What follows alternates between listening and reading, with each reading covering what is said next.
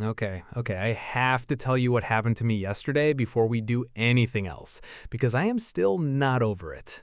Oh no, what did you do? So, you know that new coffee place that opened up on 5th? The one with the really minimalist sign that just says drip? Oh yeah, I've seen it. I've been meaning to go there actually. Don't. I'm telling you, do not go there.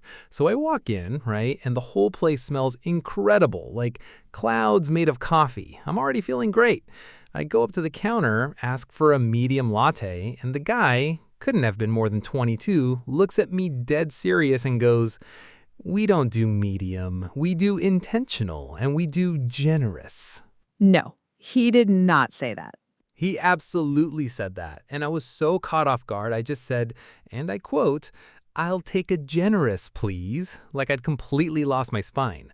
The latte arrived, and Eva, it was fine. Just a regular latte in a glass too small to hold with dignity. I paid $11 for it. $11? Oh my gosh, James. I mean, was it at least a good latte? I genuinely cannot tell if it was good or if I was just afraid to admit I'd wasted $11. I sat at a tiny wooden stool, no back support, and just sort of sipped in shame. I'm going back next week, though. Of course you are. That's kind of hilarious. But at least our coffee here today is completely non-pretentious, just a good regular cup. Exactly. I asked for a medium and nobody made it weird. I am grateful every single day. Okay. So speaking of not making things weird, which is actually a beautiful segue, if I do say so myself, welcome everyone to the English Coffee Talk Show. I'm Eva. And I'm James. And yes, we just spent 4 minutes talking about coffee shop trauma, and we regret nothing. We regret nothing. Okay, so today's episode is one I'm genuinely excited about. It's something so many listeners have asked for. We're talking about how to talk about yourself with confidence. We have stories, vocabulary, real practical tips. It's going to be a good one. It really is. And if anyone needs this episode, it's me. I used to be catastrophically bad at this. The kind of self-introduction where you finish talking and there's just silence and someone coughs. We will get into that story later. But first, why is this such a big topic for English learners? Even people who are quite fluent sometimes freeze up completely when someone asks, "So, tell me about yourself." Like, suddenly all the words just vanish. Totally. And I think there are two reasons for that. One is language. Your brain can go blank under pressure. But the second reason is cultural. And I actually think that one is even bigger. Yes, in many cultures, East Asian, South Asian, Latin American, Middle Eastern, humility is deeply valued. If someone says, "You did a great job," the polite response is often, "Oh, it was nothing. My whole team did the work." And that's a genuinely beautiful value. But in an English-speaking professional setting, a job interview, a networking event, the rules are completely different. People expect you to say clearly, "Here's who I am, here's what I've done, here's what I'm good at." If you can't, you can come across as uncertain or unqualified, even if you're brilliant. Exactly. And that's such an unfair position because you haven't changed at all. Your skills and experience are the same. But because the cultural script around self-promotion is different, you might be misread. And that's what today is really about, giving you the language to bridge that gap. I love that framing. It's like you already have the content. We're just helping you package it in a way that works in this particular context. Perfectly said. Okay, let's dig into some actual language. I want to start with an idiom that comes up a lot in this context. James, I know you have feelings about this one. Oh, do I ever. Okay, yeah, what are we starting with? So, quick note if you're new here, whenever we introduce a phrase or idiom, we'll pause and explain it before moving on. Okay, the first phrase today is to toot your own horn. That means to talk positively about yourself, to promote yourself. Toot is a little sound, horn is a musical instrument, the image of someone blowing their own trumpet. To toot your own horn means to say good things about yourself. And to your own horn has a slightly playful, self-conscious quality. Native speakers will say, "I don't want to toot my own horn," but as a polite disclaimer. Like, "I hate to toot my own horn, but I won an award for that project." You're acknowledging, "I know this sounds like bragging, but hear me out." Yes, there's a real difference between tooting your own horn, normal, appropriate self-promotion, and being arrogant. Arrogance is constantly talking about yourself with no awareness of others. Tooting your own horn is just stating your accomplishments clearly. It's expected and sometimes necessary. Totally. Okay, next phrase. Next one is elevator pitch. An elevator pitch is a short, confident summary of who you are and what you do, short enough to deliver in an elevator ride. Imagine your dream employer steps in with you. 30 seconds. What do you say? That's your elevator pitch, your personal highlight reel, super compressed. And it's not just for elevators. Use it at networking events, conferences, or at the start of a job interview.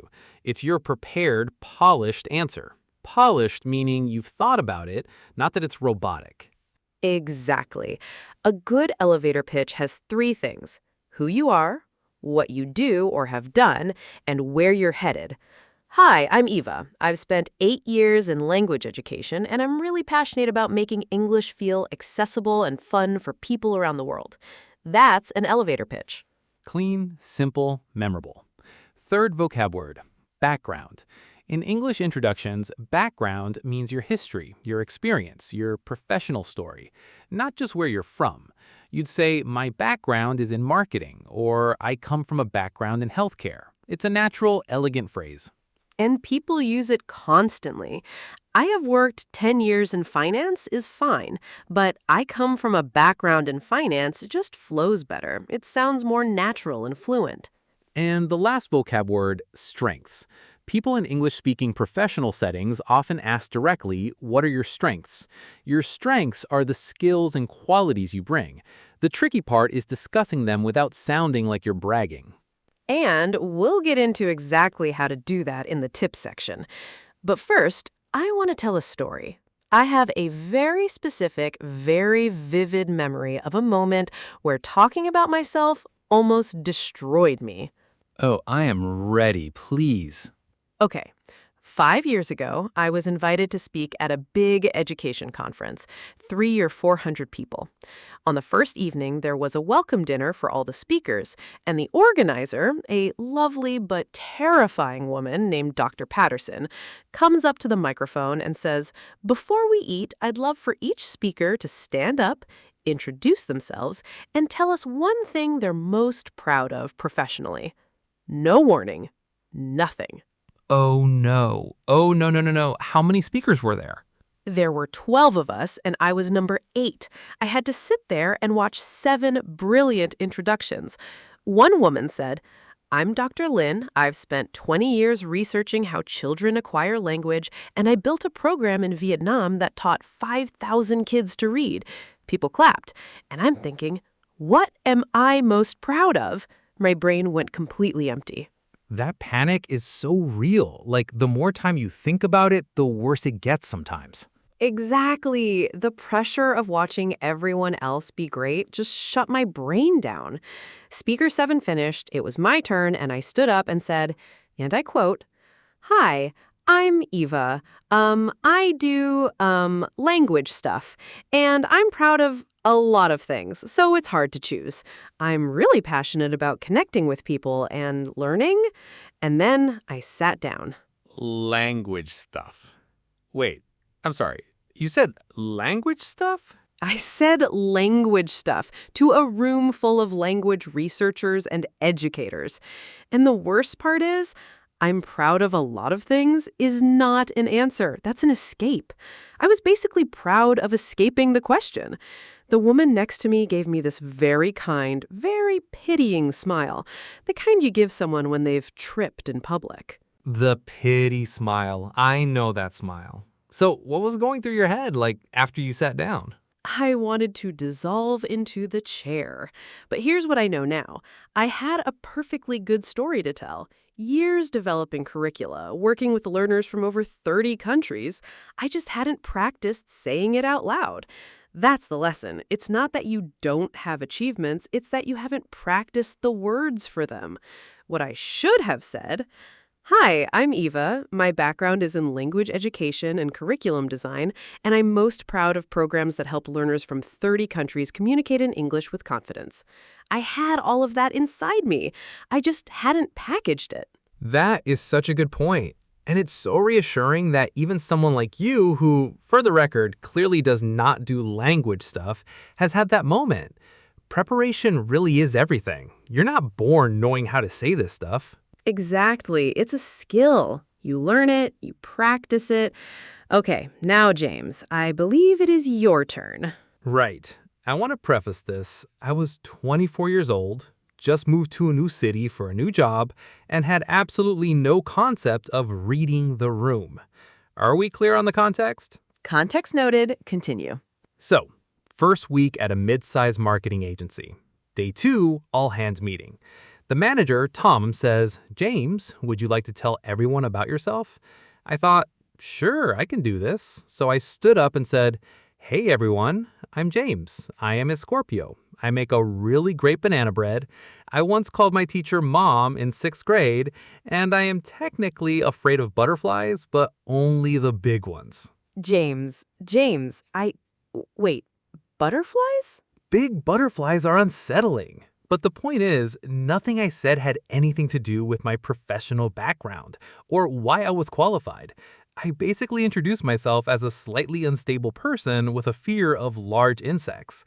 Tom was smiling in the "did we make a mistake" way. Someone said, "Cool, thanks, James," and they moved on very quickly. Oh my gosh, but wait, I need to know, did you actually think in the moment that that was a good introduction? In the moment, yes. I genuinely thought I was being charming. But there's a huge difference between being personable and being irrelevant. In a professional introduction, you have 30 to 60 seconds to establish credibility. I use mine to discuss butterflies. My colleague Rachel leaned over and whispered, "So, what do you actually do?" I had completely forgotten to mention my job. I work in digital content strategy, a thing I did not mention once. Oh no. And what did you learn from that? Like, what was the big takeaway for you? A few things. Know your audience. A work meeting is very different from a dinner party. Anchor your introduction to something professional. You can be warm, but lead with your background and experience. And practice out loud beforehand. There's a huge gap between knowing what to say and actually saying it smoothly under pressure. Lesson very much learned. So, what would you say now if you walked into that same room at 24 with the knowledge you have today? Now, I'd say something like, "Hey everyone, I'm James. I'm really glad to be here. I come from a background in digital content and brand storytelling. I spent the last few years building content strategies for mid-sized companies, and I'm excited to bring that experience to this team." That's about 30 seconds. It tells people who I am, what I've done, and why I'm here. Not a single butterfly mentioned. I love that. And for our listeners, both our stories show the same thing. It's not about being a bad speaker. It's about not having the tools yet. And that's fixable. Let's talk about those tools now. Yes, let's do it. Okay, tip number 1. Instead of "I'm great at," which can sound boastful, frame your strengths as experiences. Say, "I've had the chance to," or "I've had a lot of experience with." So instead of "I'm a great communicator," try "I've had the chance to work with clients across many industries, so I've really developed my communication skills." Same message, grounded in real experience. That's such a good one. It also gives the other person something to follow up on. "I'm an amazing problem solver." Ends the conversation. But "I've had a lot of experience troubleshooting under pressure. I spent 2 years in crisis communications." Makes you want to ask more. Tip 2. Use softening phrases before your strengths. Things like, "One thing I'm really proud of is," or "I'd say one of my stronger areas is." These phrases act as a social cushion. They signal you're aware you're talking about yourself, and you're not trying to be arrogant.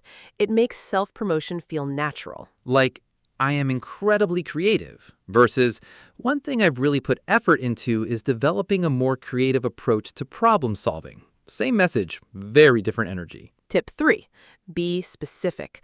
Vague claims sound like empty boasting. Specific examples sound like real confidence.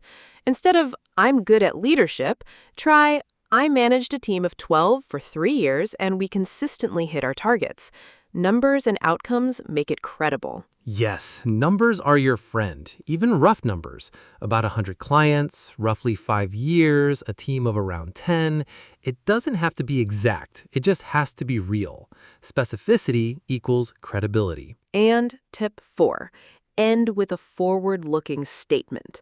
Something like, and I'm really excited to keep developing in this direction, or I'm looking forward to applying that here. It shows enthusiasm and growth mindset and invites the other person to respond. It turns a monologue into a dialogue. I love that. It's not just, here's my highlight reel, bye. It's, here's who I am, and I'm genuinely interested in what comes next. That's the difference between an introduction and a connection. Beautifully said. Okay, let's do a quick wrap-up of our key takeaways. Takeaway 1, vocabulary. To toot your own horn. Talk positively about yourself. An elevator pitch, your short, confident, personal summary. Your background, your professional history and experience. And your strengths, the skills you bring, discussed using experience-based framing rather than just declaring things. Takeaway 2. It's cultural, not personal. If you grew up in a culture that values humility and feel uncomfortable self-promoting, that's understandable. You're simply learning new language conventions for a specific context. Adapting doesn't mean abandoning who you are. Takeaway 3. Frame your strengths as experiences. Use phrases like, I've had the chance to, or one thing I'm really proud of is, or I'd say one of my stronger areas is. These phrases let you be confident and clear without ever sounding boastful or arrogant. And takeaway 4. Prepare and practice out loud. Write your elevator pitch, a sentence about your background, 1 or 2 specific things you're proud of. Say them out loud to yourself, to a friend, record yourself. The goal is for these sentences to feel automatic, so when the moment comes, you have something to reach for. That is gold. Before we say goodbye, if you've been enjoying the English Coffee Talk Show, please subscribe on whatever platform you're on. And if you're on YouTube, hit the bell icon so you get notified. The algorithm is a mysterious creature, and we can't always rely on it. Such a mysterious creature. Please leave us a review on Apple Podcasts or Spotify. Reviews help other learners find the show, and honestly, both James and I read every single one. Multiple times, no shame. And if you have a topic you'd like us to cover or a moment where introducing yourself totally went wrong, send it to us. We read every message. We love hearing from you. That's honestly the best part of doing this show. Okay, that's a wrap on today's episode of the English Coffee Talk Show. Thank you for spending this time with us. I hope you're walking away feeling a little more ready to introduce yourself with confidence. You have a story worth telling. And if it doesn't go perfectly the first time, that's okay too. Just don't mention your star sign and your butterfly fears, and you'll be doing better than I did. The bar is on the ground, and you can only go up. Thank you so much. Take care of yourselves, enjoy your coffee, and we'll see you next time. See you next time, everyone. Bye.